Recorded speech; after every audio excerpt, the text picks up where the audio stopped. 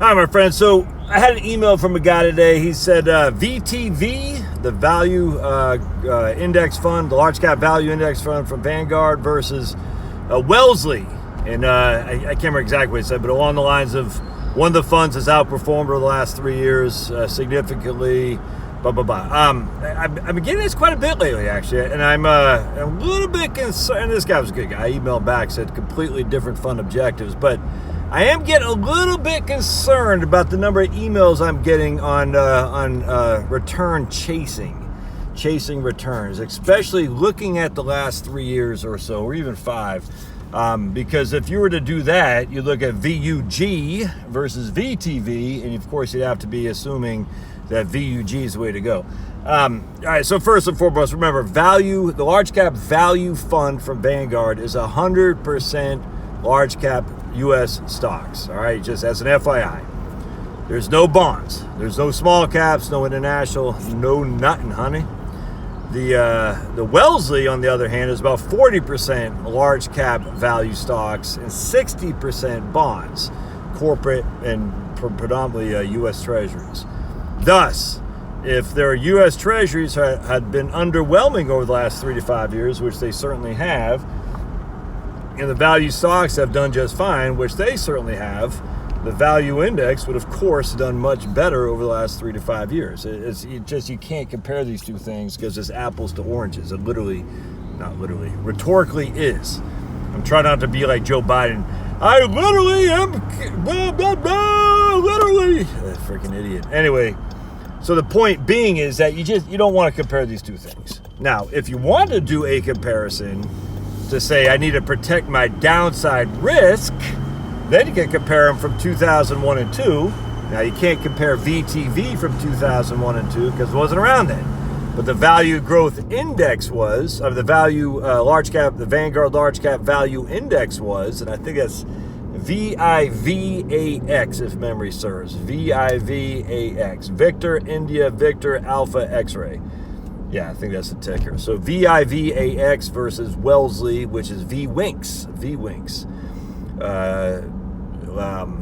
Wasn't there a guy, Wink Martindale? Remember Wink Martindale? Yeah, from old game shows, I think. Anyway, point being is you can compare them to see what they did in 2001 and 2 versus 2007 and 8 and 9, 2007, 8, and 9. And I think you'll be relatively surprised at how well VTV did during those time frames, frankly. But with that said, anytime you're heavy in stocks, you're going to have more downside risk. There's just no two ways around that, man.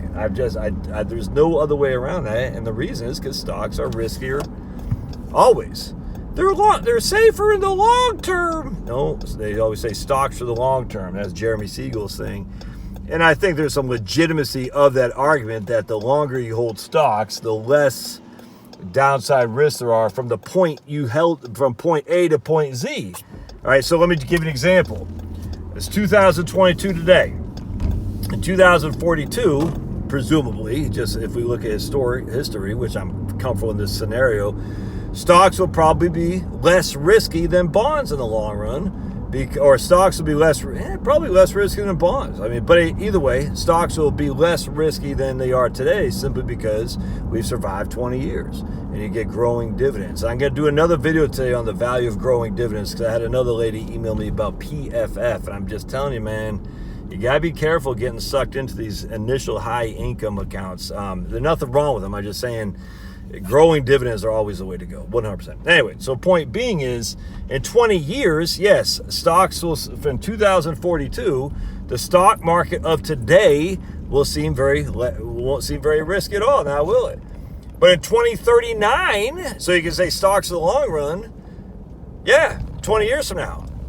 But come 2039, I don't care what happened in 19 years previously. I just care what happens the next year. You see what I'm saying? You never arrive at long term. This is why I say to people all the time.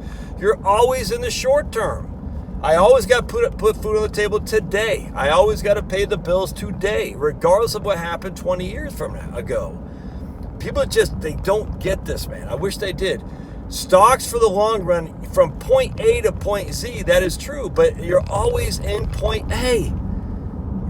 You're never in point Z. You're always in point A. You're always a short-term investor.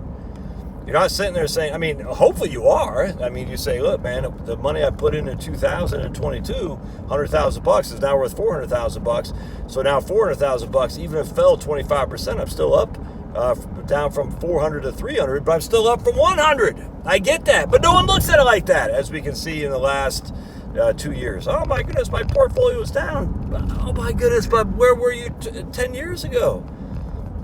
Anyway, so you got to be careful of chasing returns. Oh my goodness, the last couple of years this did better. I don't give two craps. Hell, you can say you might as well put everything in Bitcoin. Yeah. Don't do that. You might as well put everything into commodity futures. Don't do that. Now, just be careful of this, man. I'm telling you, it's a big problem. All right, we'll see you.